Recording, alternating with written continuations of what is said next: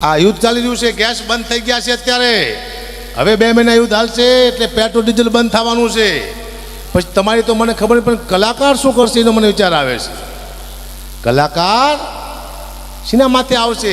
કલાકાર હાંડિયા લેવાના છે ને મારો વિશે હાસ્યનો છે. હું દુનિયામાં લોકોને આનંદ કરવા માટે આવ્યો છું કે બસ કોઈ માથાકૂટ નહીં, કોઈ સાહિત્ય નહીં, કોઈ વાર્તા એવું નહીં, કોઈ જ્ઞાનની વાત નહીં, માત્ર આનંદ તે, બીજી કોઈ વાત કરવાની નહીં જીવનમાં. આ દુનિયામાં આખો દિવસ માણસ કામ કર્યા પછી કંટાળી જાય છે. કંટાળ્યા પછી સૌથી વધુ કંટાળે છે કોણ દુનિયામાં? એક પુરુષ. ભયાનક કંટાળી ગયો છે આ દુનિયાથી, મને ખબર છે. આખો દિવસ બિચારો કામ કરે છે. એક પતિ, એક પુરુષ પોતાની પત્નીને ખબર નથી મારા ધણીમાંથી કેટલું દેણું છે. કોઈ એને ગાયું દીધી છે, કોઈ એને માર્યું હોય છે, એની માથે વ્યાજવા પૈસા છે. પોતાની પત્નીને ખબર નથી સાહેબ. આખો દિવસ કામ કર્યા પછી પુરુષ ઘરે આવે, જેવો ટિફિન મૂકીને રાડ્યું પાડે છે, ગેસના બાટલા વહી ગયા છે, તમારા બાપ કપડાં લાવવાના છે, છોકરાની ફી ભરવાની છે, ઓલાનું મગજ કામ નથી કરતું સાહેબ. હું તો બધી પત્નીને કહું છું કે પોતાનો પતિ નોકરીથી આવે એટલે એવું રાડ્યું નહીં પાડવાની. આવે એટલે શું કહેવાનું કે પધારો, બેસો, પાણી આપવાનું, પછી પૂછવાનું તમને કોઈએ માર્યા જ નથી ને? કે ના, તો ખાંડ લાવવાની છે મારા કલેજા. ખુશ થઈ જાય છે પતિ, આટલું જ તે. હા, બાકી કશું છે ને. જય સીતારામ. સમય ચેન્જ થતો આવે છે, હું જોઉં છું ઘણા ટાઈમથી. અત્યારે શું છે, ગેસ આ યુદ્ધ ચાલી રહ્યું છે, ગેસ બંધ થઈ ગયા છે અત્યારે. હવે 2 મહિના યુદ્ધ હાલશે એટલે પેટ્રોલ ડીઝલ બંધ થવાનું છે. પછી તમારી તો મને ખબર નહીં, પણ કલાકાર શું કરશે એનો મને વિચાર આવે છે. કલાકાર શીના માથે આવશે? કલાકાર હાંડિયા લેવાના છે ને. શું કામ? ઘોડા મોંઘા પડે ને હગા. 5 કિલો ચણા જોઈએ ઘોડાને. હાંડિયામાંથી કલાકાર આવતે જ હગા બગડી ખબ ખબ ખબ ખબ ખબ કર્યા. એમાંય મારા હાંડિયો જો બીમાર થઈ ગયો હોય તો માયા મામાને ફોન કરીશ, મામા ક્યાં પહોંચ્યા? કે ભાણે વલભીપુર પહોંચ્યો છું. તો મામા હું ધંધુકા ઊભો છું, મને લેતા જાઓ, મારો હાંડિયો થાકી ગયો હે. અને માયા મામાની પાછળ હું જેમ તારકા સ્વરૂપ બેઠો હોય રક્ષા કરવા, હબથાનો હાંડિયામાંથી ખોડી જઈશ. ગબ ગબ ગબ હેલો જાય છે. અને અમને પૂછશે કે જમવામાં શું લેશો? અમે કહેશું સાદું ખાઈશું, રોટલી શાક, પણ 5 મણ લીમડો રાખજો, મારો હાંડિયો તમારો બાપ ભૂખ્યો છે. હાંડિયાને લીમડો. હા, અદ્ભુત સમય આવી ગયો છે સાહેબ. આનંદ કરો, બાકી કહેશું છે નહીં. હું તમને એક સારી કવિતા સંભળાવું છું. કવિતા બધાને લાગુ પડતી છે, આ જેટલા બેઠા બધાને. એમાં કોઈ માયાભાઈ જેવા જો વિદ્વાન માણસ હોય તો આમાં બહુ 3 કલાકનું સાહિત્ય કરે, પણ હું હાસ્ય કરીશ, કારણ કે મારી પાસે લોકોને અપેક્ષા હાસ્યની છે. હું કોઈ પણ વસ્તુમાંથી હાસ્ય કરવું પાકા પાયે છે, કારણ કે મારા જીવનમાં એવા બનાવ બને છે હમણાં ટાઈમથી. મારા મામા છે ને, હું નાનો હતો ત્યારે હું બહુ લોટકો હતો. એટલે મારા મામા મને કહેતા કે આવ ઝાંખી આવ, મારો ઝાંખી આવ્યો. એટલે હું રાજી થતો કે મામા મને કોઈ બોડીગાર્ડ કહે છે. હમણાં 6 મહિના પહેલાં ગયો મામાની આ, તો મામા કે આવ ઝાંખી આવ, મારો ઝાંખી આવ્યો. 2 દી પહેલાં મેં વાંચ્યું હમણાં કાગવાણીના બીજા ભાગમાં, ઝાંખી એટલે રાક્ષસ થાય. બોલો, મારા મામા મને 52 વર્ષથી રાક્ષસ કહેતા હતા. બહુ દુઃખની વાત છે, પણ કરવી પડશે, ભયાનક. હમણાં હું મામા ઓલું લેવાઈ ગયો હતો, આરસ પથ્થર, મારા માતાજીનું મંદિર બને ને, તો મને 3 પથ્થર બતાવ્યા. આ 500 વાળો ફૂટ, આ 700નો ફૂટ ને 1000નો ફૂટ. એવું નું હોય, હરખાત લાગે. ના ના, કે અલગ અલગ છે. કીધું ભાઈ, હું આજથી 25 વર્ષ પહેલાં ઘંટી આંકતો હતો.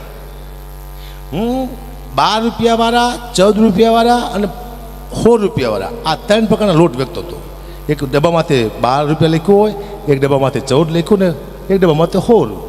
આવા લોટ વેચતો હતો, પણ ભાવ અલગ હતા, લોટ એક જ હતો અંદર, મને ખબર છે. એક જ લોટ. લોકોને લાગે કયો આપું, 16 વાળો તો એ જ આપવાનો, 10 વાળો. 12 વાળો માંગે 10 વાળો, 14 વાળો 10 વાળો જ આપવાનો. એમ કીધું. ઈટાનો લોકોના મગજ વાંચી જતો કે આ દુનિયા જોતી નથી, ખાલી ભાવ જ જોવે છે, વસ્તુ નથી જોતી, ખબર નથી પડતી. હું રહેતો તો નરોડા, ઈટાણે મારી પરિસ્થિતિમાં ખરાબ. હું ઘંટી આંકતો, લોટ દળવાની નોકરી કરતો. અને નવરાત્રિ આવી એટલે મેં અહીંયા કોલોનીમાં કીધું કે હું ગામડે જાઉં છું નિવેદનું ઘી લેવા, ચોખ્ખું કોઈને મગાવવું છે. તો બધા કે ગામડાનું ઘી આવે છે માથે દીવા કરવા. તે બધાએ કિલો મગાવ્યું, 50 કિલો ઘી થયું. પણ હું ગામડે લઈ ગયો. ઈટાણે 150 રૂપિયા ગામડે ભાવ હતો ચોખ્ખા ઘીનો, અત્યારે 1800 રૂપિયા છે. પણ ગામડે લઈ ગયો. હું ડેરીમાં ગયો અમદાવાદ, ને 50 રૂપિયા કિલો મેં લીધું ઘી. 50 કિલો ઘી લાવ્યો. મેં કીધું લો ગામડેથી ઘી લાવ્યો છું. બધાય અમે વાહ ગામડાનું ઘી તો ગામડાનું કહેવાય. જો કેવી ખુશ્બુ છે. તમારો બાપ આ ડેરીનું ઘી છે, તમને ઘીમાં ખબર નથી પડતી. હારા મૂર્ખના પેટના તમને શિવા ખબર પડશે. આ દુનિયાનું તેથી મગજ મેં માપી લીધું કે બસ આ દુનિયામાં જેટલું હાલાડો એટલું હાલે જ છે. મારો દીકરો જાઓ, અદ્ભુત દુનિયા છે. તમે ટ્રાય કરજો, મજા આવશે. મેં જોયું છે એક જ વસ્તુ ત્રણના નામે વેચાય છે આ દુનિયામાં. એટલે જો આવો યુગ મેં ક્યાંય નથી જોયો. સૌથી સારો યુગ હોય તો આ છે. સતયુગમાં આવું નહોતું. આટલું બધું માણસ ક્યાંય ભેગું સતયુગમાં નહોતું થતું છે. આવા સાધુ સંતોને આવી લાઇટને આવું સ્ટેજને આવી ગાડીઓને આવા મોબાઈલને આવી શોખ સાહેબી જીના કોઈ એવો બાઇક નથી જેના ઘરે ગાડીઓ ન હોય. મોજ મસ્તી બધા કરે છે. આવું સતયુગમાં નહોતું, ત્રેતાયુગમાં નહોતું, દ્વાપરયુગમાં નહોતું, માત્ર કળિયુગમાં જ છે. આ સતયુગમાં કોઈ દુબઈ નહોતું ગયું. અત્યારે દુબઈ જઈએ છીએ આપણે.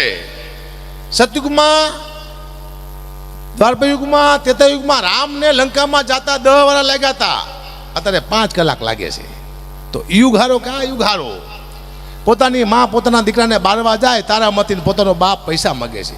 હરિચંદ્ર રાજા કે મફતમાં નહીં બાળવા દો, હું તો નોકરી કરું છું. બાપ પૈસા માગે છે દીકરાના પોતાની પત્ની પાસેથી. અત્યારે કોઈ એમ કે મારો બાપ મરી ગયો છે તો લોકો લાકડા લઈ આપે છે. તો યુગ હારો કા યુગ હારો.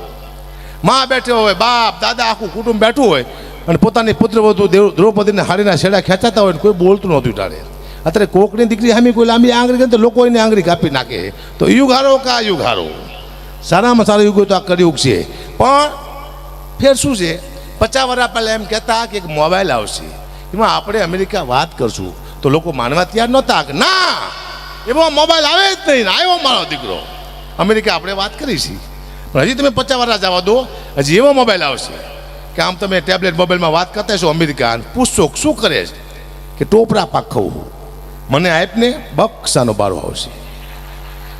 તમે નહીં માનો શું લેવા, તમે 50 વર્ષ પહેલાં નહોતો માનતા. આ દુનિયા થાય પછી માને છે મામા, એમને નથી માનતી.